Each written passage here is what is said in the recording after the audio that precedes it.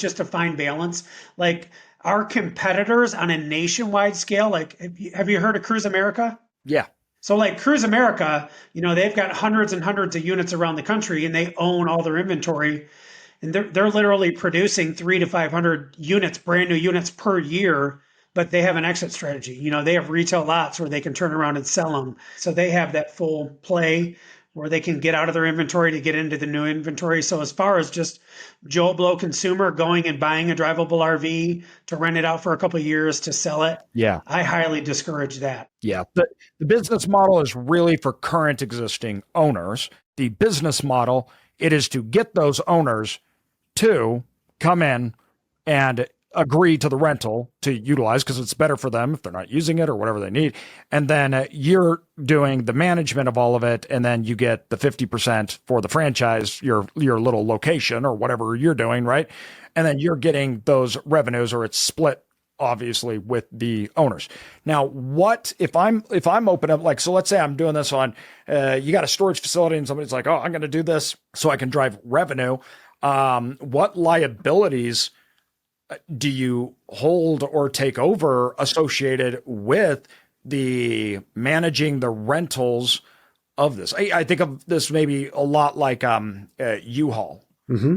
Like, so people have U-Haul locations, you're renting trucks. It's the same thing, just RVs, yep. Right? So what are the owners, if I own a storage facility and I want to do this, what is the liability that you have? Yeah, so you'd have your liability that you have already in place for people coming and going from the facility. For this industry, same as Airbnb, Turo, there's a couple of providers, that have kind of risen to the top and created programs specifically for the rental industry. Mm-hmm. So we just partner with them as far as the renter does, driver verification, all that kind of stuff. They do a security deposit contract, obviously.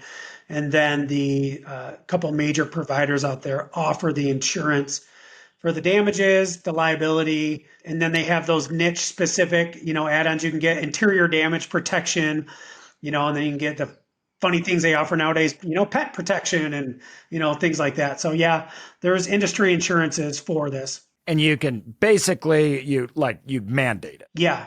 So like whoever's paying for it and everything, you got to take it and then you buy your liability insurance. So a renter has to pay for insurance, I'm assuming. That comes with part of the deal. Like yes. You have to have your own, obviously, license, insurance, everything else.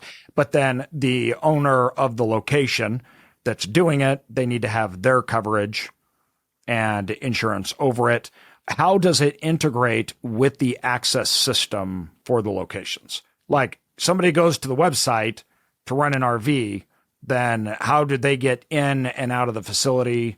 How's that work? They're going to have to meet the boots on the ground operator. Got it. That's when the boots on the ground. So they're actually meeting the operator. Yeah. Then they go in because the operator has the code, everything else, and they are the ones to get the access. Yeah. They're going to do that walkthrough, or if it's a delivery, the driver's going to go in. That's already pre-screened for you to be one of your drivers. Yeah. So at a storage facility, you could technically be the operator, or you could just basically allow an operator or lease out to utilize space and participate. Because like a lot of storage facilities, they have somebody on site that does U-Haul. Yeah. That's like their job. They meet them, everything else. So you could technically do the same thing as if it was U-Haul, allowing other people to rent RVs right through it. And then you have your employee that acts as that operator that manages that on a larger site. Yeah, and we've actually had some storage facilities that we partnered with. We have the one in Orlando that just built a separate lot for us,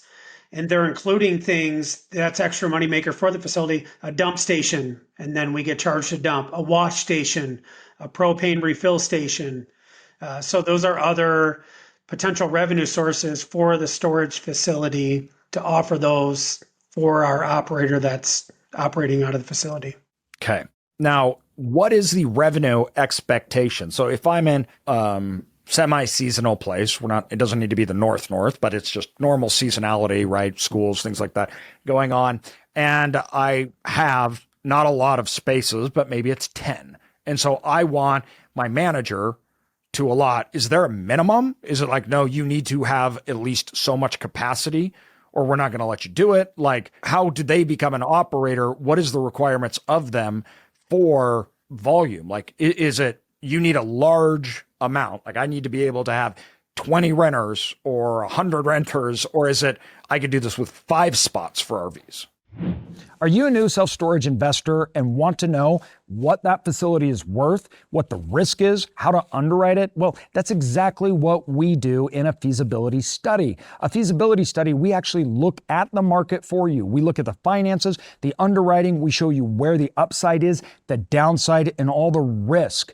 That is actually what you can provide to banks to get capital and investors. It's a big worksheet, which most banks actually require. So if you want to know what a storage facility is worth that you're looking at, come to us, follow the link in the show notes, and we will tell you.